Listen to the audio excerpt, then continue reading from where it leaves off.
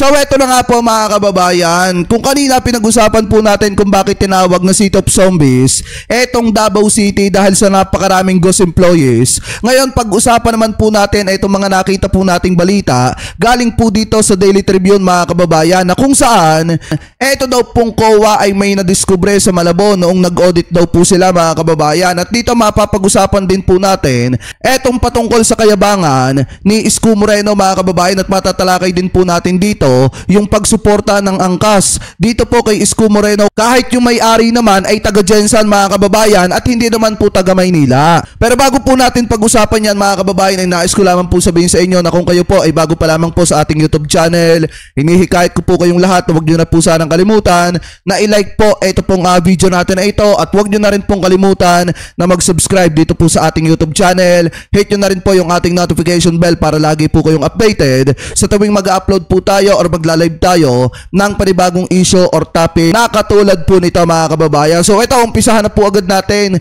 itong ating talakayan dito po sa nakita nating balita galing po sa Daily Tribune, na kung saan sabi po dito, Malabon, audit finds 37 million in unsupported expenses. The development follow COA's increased scrutiny of local government expenditures nationwide, particularly for project implemented during election years. Yan po yung pagkakasabi dito.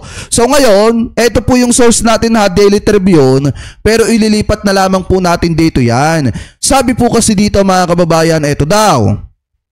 Ang Commission on Audit COA ay nag-flag ng 37.6 million na undocumented expenditures ng Malabon City Government para sa mga proyekto noong 2023. Kabilang ang 24 million na ibinayad sa pamamagitan ng opisina ni Mayor Johnny Sandoval. Sa taunang ulat ng pag-audit nito, inihayag ng mga taga-suri ng estado na nabigo ang lokal na pamahalaan na magsumite ng mga kinakailangan pansuportang dokumento para sa transaksyon sakop ng mga disbursement voucher o etong tinatawag na DV na lumalabag sa section 7.1.1 ng COA Circular Number 2009-006.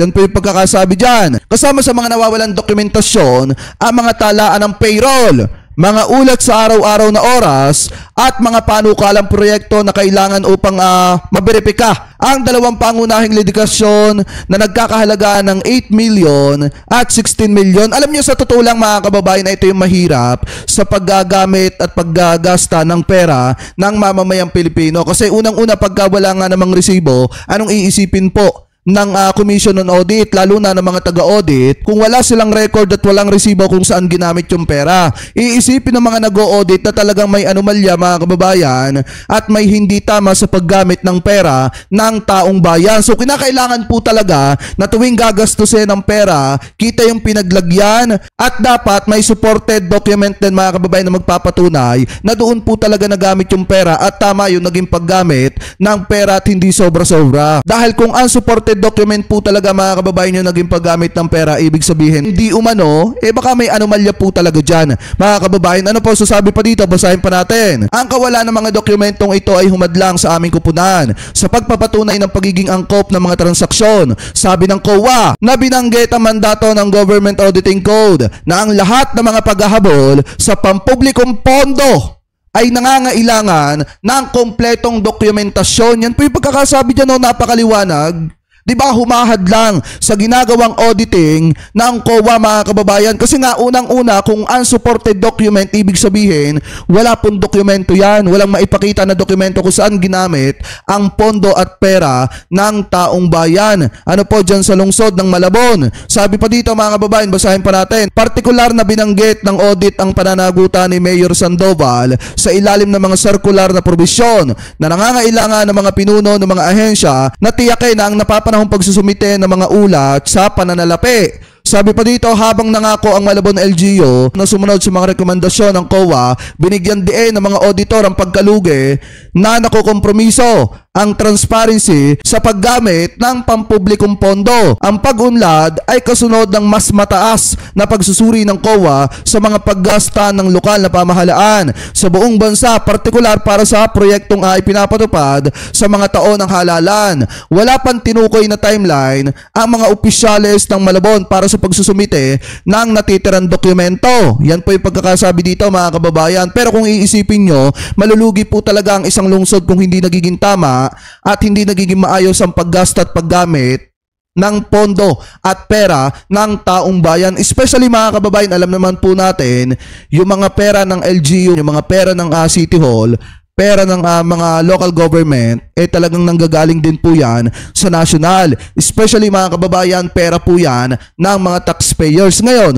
kung hindi nagiging maayos ang paggasta at paggamit ng pera ng mamamayang Pilipino, mauuwi po talaga sa pagkalugian ng isang lungsod mga kababayan. At especially, syempre, pagdating sa auditing, ay maliwanag na paghihinalaan po yan ng COA, lalo na kung unsupported document, yung mga pinagdalhan ng pera ng mamamayang Pilipino. Ano po? So anyway, comment below na lamang po kung ano po masasabi nyo hingil po sa balitang yan. Pero para sa akin, in my personal opinion, mas mabuti at mas maganda, mas mayaman ang isang lungsod na may transparency.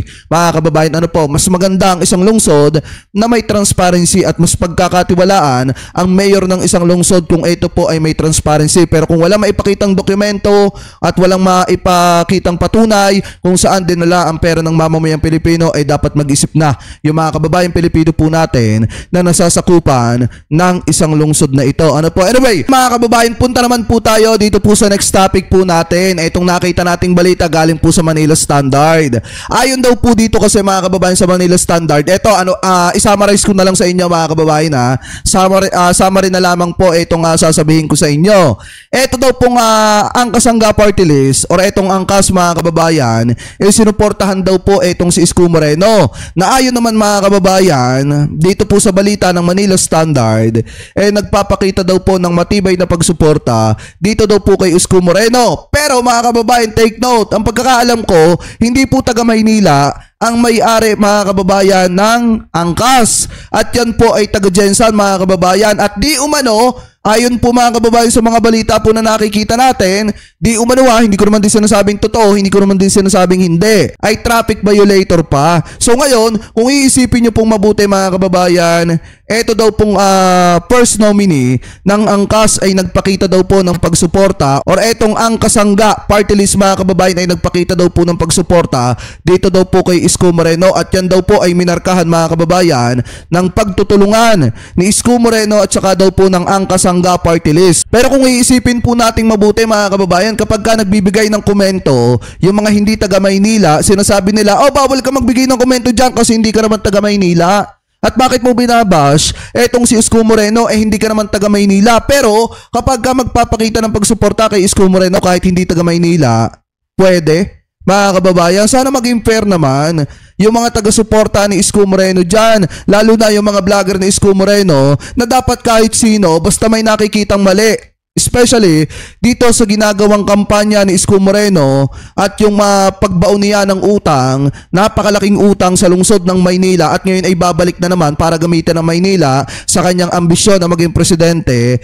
Sana naman kapag pinuno namin yan, huwag naman kayong magalit, huwag kayong masyadong balat sibuyas, kasi unang-una mga kababayan, sabi ko nga po sa inyo, ang totoong may malasakit sa Maynila marunong tumanggap ng pamumuna galing po sa iba. At saka kung titingnan nyo mga kababayan, punta tayo naman dito sa isa pa nating topic. Kung titingnan ninyo, ito po kasi sa isang rally ni Isko Moreno mga kababayan, meron po siyang sinabi about po kay Mayor Hani Lacuna, na kung saan dapat daw mga kababayan, since yung mga taga Maynila daw ang nagluklok kay Mayor Hani Lacuna at tinulungan daw ni Isko Moreno, dapat daw tulungan daw etong si Isko Moreno para patalsikin etong si Mayor Hani Lacuna at yung mga kaalyado daw po ni Mayor Hani Lacuna. Pero kung iisipin po nating mabuti yung sinasabi ni Isko Moreno dito na hindi ipinagpatuloy yung kanyang mga proyekto, sa totoo lang mga kababayan, ipinagpatuloy naman at nakapagpatayo pa nga ng iba mga establishmento mga kababayan na makakatulong sa mga kababayan Pilipino po natin. So ngayon, i-play po natin itong nakita nating video dito po mga kababayan sa Sigaw ng Bayan daw. Ayun po yung source po natin. Sabi po dyan, eto i-play po natin ha. Pasensya na kayo. Nagkamali ako. Nagkamali ako sa inyo. Patawarin niyo ako. Alam nyo yung galawan ni Isko Moreno dyan, mga kababayan, galawan ni Sara Duterte. Ano ba yung sabi ni Duterte? Pasensya na kayo. Sorry sa inyo. Dahil sa akin, nabudol kayo, na-scam kayo. Ibinoto nyo si Marcos. Pero yung kay Isko Moreno naman dito, pasensya na kayo. Ako na humihingi ng pasensya sa inyo. Akala ko itutuloy yung mga nasimulan ko. Pero hindi daw pala itinuloy. Pero ang totoo, itinuloy mga kababayan. Kahit na baon sa napakalaking utang ang Maynila, itinuloy ni Mayor Hanny Lacuna yung mga nasimulan ni Isko Moreno. Kaya nga lang hindi gaanong makausad mga kababayan. Kasi nga, sobrang baon sa napakalaking utang ang lungsod ng Maynila. At ngayon, nagbabalik si Isko Moreno dahil nga naman, alam niyo naman, pagka tumakbo siyang mayor ng lungsod ng Maynila, maipiprepare ulit niya yung kanyang sarili para sa pagtakbo niya bilang presidente sa darating na 2028 presidential election. Ano po ngayon, ipagpatuloy pa natin. Akala ko, hindi ko alam kung akala nyo rin. Akala ko itutuloy na lang niya yung ginawa natin eh. Binago-bago pa. Ngayon, total, tayong lahat at hindi raw tayo nakatulong sa kanya. Sa interview niya, hindi raw tayo nakatulong. Total, tayo naglagay sa kanya. Samahan ninyo ko, alisin natin sila lahat sa City Hall. Ayan. Yan yung kayabangan mga kababayan ni Isko Moreno. Kita nyo, kahit malapit na kaalyado niya, kahit itinuring siyang parang kapatid, ganyan niyang itrato mga kababayan si Mayor Hanny Lacuna. Bakit mga kababayan? Kasi nga naman, kapag ka naging mayor siya, maipiprepare niya ulit yung kanyang sarili para sa darating na 2028 presidential election. Ang tanong, gugustuhin ba ng buong sambayan ng Pilipino na suportahan ulit siya sa darating na 2028 presidential election? Kasi kung tutusin talaga mga kababayan, sabi ko nga po sa inyo, kahit pa tumakbo si Isko Moreno ulit sa pagka-presidente, matatalo pa rin siya. Bakit mga kababayan? Kasi nga, ang taong bayan ayaw na sa mga Duterte, ayaw na sa mga kaalyado ng mga Duterte mga kababayan. Sino ba si Isko Moreno? Sino ba yung mga kasama niya mga kababayan? Di ba kung iisipin po nating mabuti, sabi ko nga po sa inyo noong nakaraan nagsasanib person na si Amy Marcos at saka si Isko Moreno. Kasi alam po nila mga kababayan na kailangan po nilang manalo para ma-prepare yung kanilang mga sarili. Lalo na etong si Isko Moreno na ang pangarap lang talaga ay maging presidente at hindi paglingkuran ang mga taga Maynila. Kaya nga yung sinasabi niya dito na hindi itinuloy yung mga proyekto niya na sinimulan, itinuloy at nakapagpasimula pa etong si Mayor Hanny Lacuna ng iba pang proyekto kahit na baon ang Maynila sa napakalaking utang. Ano po, so anyway, kayo mga kababayan, ano pa masasabi ninyo hingil po dito sa mga topic na ito na tinalakay po natin? Ano po ang komento po ninyo hingil po dun sa na-discover ng COA sa lungsod ng Malabon mga kababayan? At ano po masasabi naman ninyo hingil po dito sa kayabangan ni Isko Moreno? Comment below na lamang po kung ano pong opinion at komento nyo po hingil po dyan. At bago po tayo pansamantala magpaalam, maraming salamat po sa lahat ng Team Replay na hindi po nakakalimutan mag-iwan ng inyong mga komento, mag-like ng ating mga video at mag-subscribe sa ating YouTube channel. Maraming salamat din po sa lahat ng Team Replay na hindi po nakakalimutan na wag po mag-skip ng ating mga ads. Thank you po. Ingat po kayo palagi.